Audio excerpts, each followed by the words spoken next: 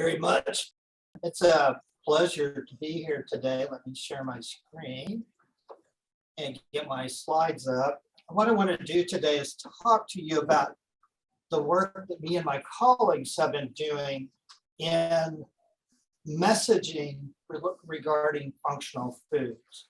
And I have two colleagues with me, Dr. Jayon, who is an expert in public health, as well as an expert in AI and data collection, and Dr. Peng Liu, who is an expert and classically trained in classical statistics.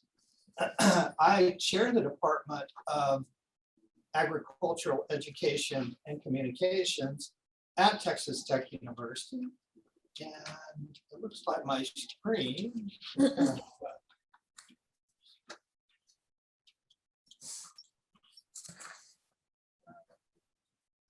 So let me see if I can get there you go. Let me see if I can get this going. Okay, it seems to be working now. Apologize for the delay. Just a little bit about who we are at Texas A&M University. Our College of Ag and Life Sciences is ranked number 2 nationally by certain ranking groups and 29 globally. We have about 8,000 students at Texas A&M University in College Station enrolled in our 15 academic departments. My department is one of the 3 behavioral science departments in the college.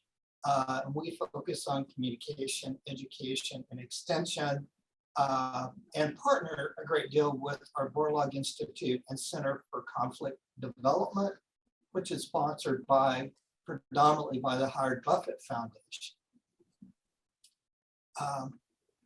When I assumed this role as department head, Patrick Stover, a renowned nutritionist from Cornell, had joined us at Texas A&M as our dean. And so I was one of Dr. Stover's first hires into this role. And I had been working in neurocognitive processing of messages for a number of years using some pretty innovative tools that I'll talk about just a little later. And so when I came, I really wanted to get deeper into this emerging food health innovations area. I wanted to explore the likely adoption of emerging food health innovations and use some of the tools I've been used to using, such as continuous response measures and psychophysiology, as well as eye tracking. And my ultimate goal is to see how consumers process messages in an fMRI lab, which has yet to be conducted, but we're in the process of doing so. So I approached this pretty broadly because I've worked most of my career in food health innovations, particularly food security. But I became particularly interested in this whole notion of nutrition and dietetics to a number of personal challenges that my family experienced, including our daughter who had an eating disorder and our son who majored in dietetics and nutrition when he went off to university.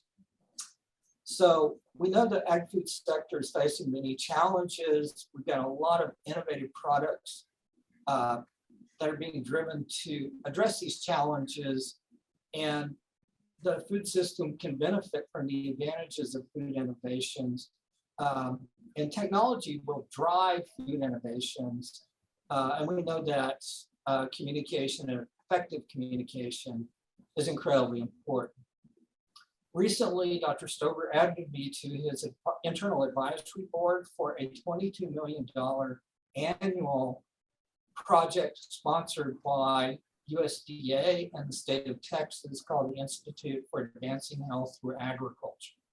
One component of Dr. Stover's initiative will be for a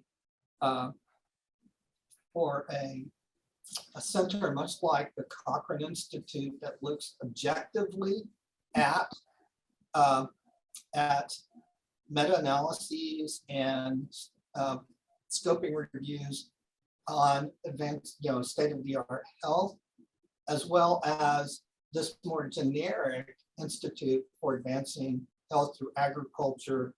Our mantra around here is precision nutrition and responsive agriculture to address that. I have the URL here for that center that we're really excited about and just getting underway.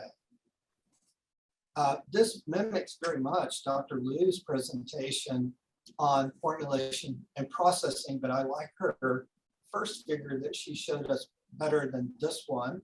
And I appreciate you sharing what you did during your keynote. And for those of you who are working in nutrition, we have both the formulation and processing component. But let me just talk a little bit about what that means for consumers and consumer messaging. At some point, we need to generate excitement before product launch. And we know that development is an iterative process of discovering the many steps that Dr. Liu discussed in her presentation. But as you know, and I always like to tell the story that we process information two different ways, predominantly as consumers. We process them very passively to what we call a peripheral route, and we process them more deeply through a direct route of processing. So when I'm watching US soccer or football or baseball or an athletic event, during breaks of the production, I often get online and go to my favorite social media sites. And I scan titles and I'm looking for something interesting and something that interests me that I want to read. And that's what we refer to as peripheral processing. And if the message is designed in such a way that it appeals to me in some deep level, I will click on that message and read the article. And then when I have an event within my family, or I become, just I'm personally interested in the topic, then I'll read more deeply and process the information more deeply through what we call a direct route of information processing. So to kick off my research here in this area in 2022, we conducted a Delphi study that used a team of experts that helped us to define this idea of food health innovations. And I've got the definition here, and we've got a manuscript and process on this, but it was a very broad panel of experts that ranged from those working in international ag development to those working in a very narrow, specific food health innovation area or nutrition area. So we really heard what we thought we would hear, but they defined food innovations as development, production, or transportation of new food products, processes, technology to promote human health, food security, and environmental sustainability. We also started working during COVID. All of our human behavior labs shut down. And so we started working on scoping reviews, systematic reviews, and meta-analysis. And our first article that we pushed out of the laboratory looked at just very generally consumer acceptance of functional foods.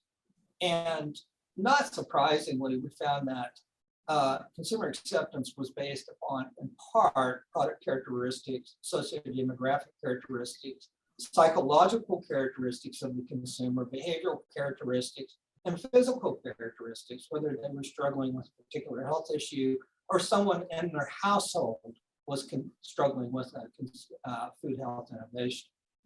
Now, we followed this by a meta-analysis looking more specifically on consumer knowledge. And this was recently published and picked up by the National Institute of Health, National Library of Medicine, and just published earlier this year, actually. And this notion of looking at knowledge of functional foods, we found kind of an overall effect size of R equal 0.14.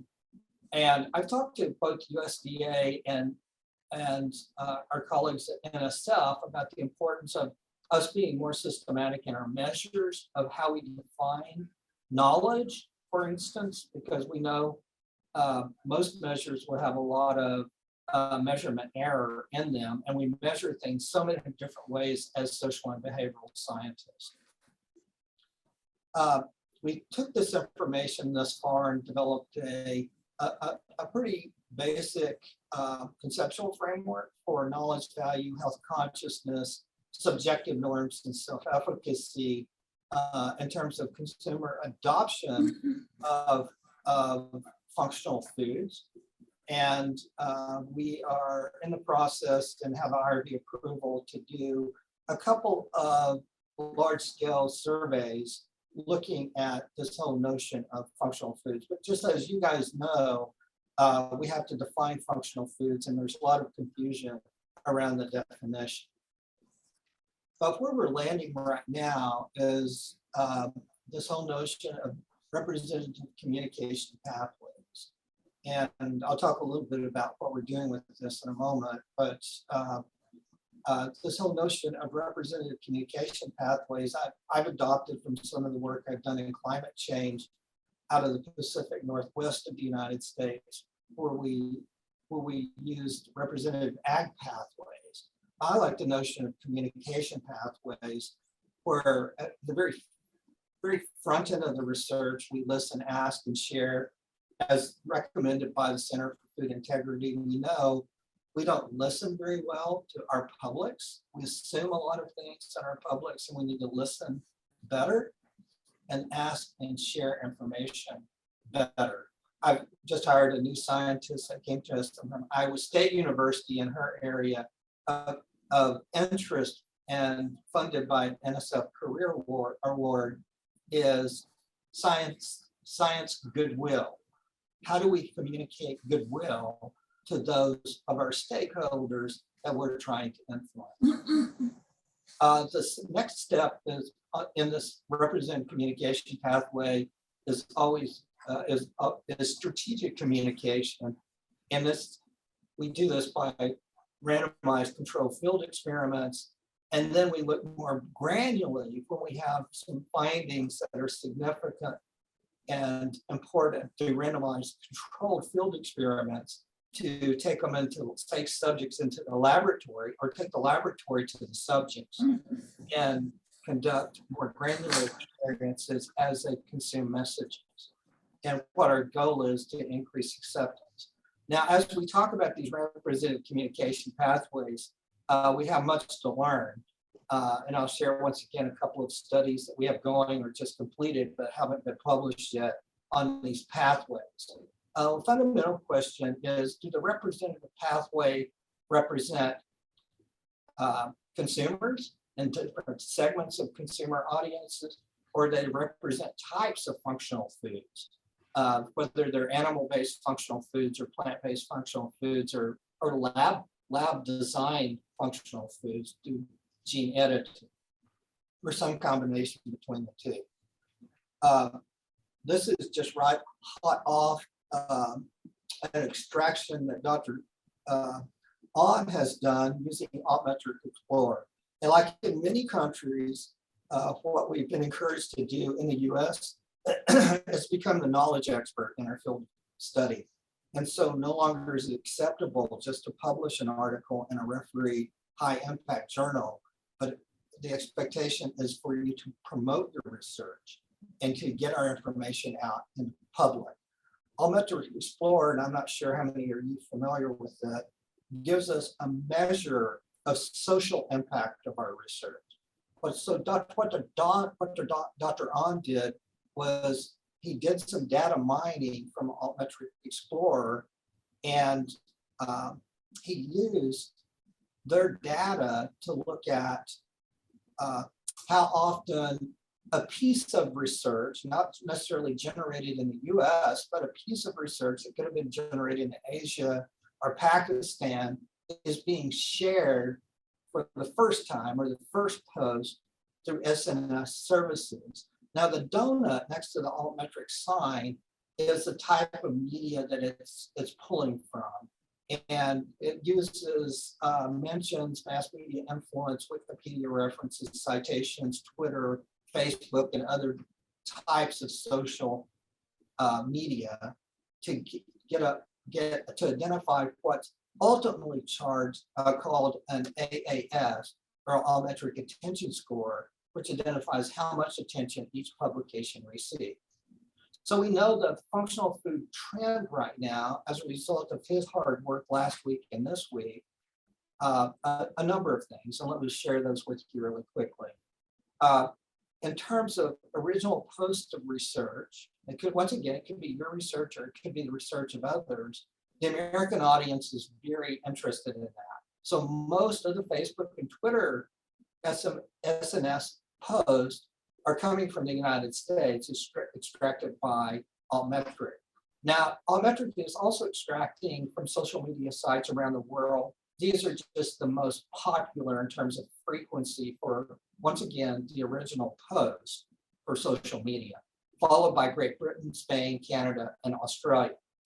Now, to me, this is very interesting because this tells us the United States and Western European audiences or North American audiences are very interested as a group of consumers in this notion of functional food. So I think it's just a really hot area that will continue to attract a lot of attention by consumers. Then Dr. Ahn went a little bit deeper in his text extraction and processed 52 publications based upon a high altmetric score of attention score of 106 to 701 and unique functional food studies in the text analysis with high AAS or altmetric attention scores. In the original language, we can see the trend of functional foods and foci of functional food researchers. So very quickly, and I know I'm running out of time, functional food studies report the operational effect of food additives on human health. Our diets are, and we know this, those of us that work around the world know that our diets are culturally synthesized, so new products, are being added to our conventional food products. So we have a lot of new additives that people are trying. Functional food researchers examine different processing technologies of products as food additives such as powders or concentrated liquid. And then finally, most functional food posts involve carriers and ingredients, including acids like omega-3 fatty acids, protein vitamins, and polyphenols, such as antioxidants. And you biochemists know more about this than I do. But it's really, it really validates to us that the American consumer and European consumer and North American consumers are really interested in this notion of functional food, and they're really interested in research behind it. So it should validate all your hard work in terms of what you're doing. And this is just an example that Jay extracted based upon polyphenol and the types of foods that were being popularly shared as food sources, health benefits, and examples. Nothing earth-shattering and nothing probably that you didn't already know, but it really is interesting to see these high altmetric attention scores and functional foods. And we'll continue and plan to continue to do much more work in extracting information from this database that's been around since about 2012 called Altmetric. Now, on Monday, we had a graduate student complete a thesis, and drilling down, what we're trying to do is look very specifically at some new technologies coming out of Texas A&M University that are defined as functional foods that are getting close to market release. And one of our students looked at this amino acid-based alternative meat curing system coming in from our meats laboratory on campus, and a meat scientist on campus. And she wanted to look at Gen Z, highly educated Gen Z audiences. So she looked at our population of 80,000 students at Texas A&M, and she designed an experiment where information was being released about this new product that really we hope will soon be released. And she looked at information source, because we know in communication sciences, information source is important. So she had an actor who was one of our faculty members, produce videos as a reporter, producer, or farmer, rancher, scientist, and consumer. And she wanted the students' reactions to how the information, who presented the information. She looked at two different frames or scripts, one that was narrative or more conversational in nature, and another one that was analytical. So she designed a classic online experiment where she developed 8 videos and assigned subjects to one of each of these 8 videos. And she looked at concurrently using multiple analysis of variance, trust, 5 dependent variables: trust, credibility, expertise, information, recall, and consumptive behavior, or predictive consumptive behavior. And she screened out those that did not, identified as totally vegetarian. And the bottom line, she found no significant interactions between the 2 different messages and the combined dependent variables, no significant main effect for message frame with this audience, but a significant main effect for information source. So who was presenting the information seems to be really important to this Gen Z audience that is highly educated, and we know will be a major driver to the American economy in the future. And she found the most powerful predictor was information source, and the information and was the variable expertise. So that tells us a couple of things. We need to do a better job with our scientists and preparing them to be communicators, because this audience is very savvy on science and are very interested in the science behind functional foods and food innovation. Now, in the future, what we hope to do is better understand, predict, and change consumption of functional foods for improving health through ag, looking at psychophysiology, dial testing, eye tracking, and of course, fMRI studies. My lab is leading what we think we're leading transdisciplinary research on consumer messaging and functional foods. And we would be delighted to partner with you and your universities to grow this line of inquiry. And that wraps up my presentation. So I will stop sharing and turn it over to our host. Thank you very much.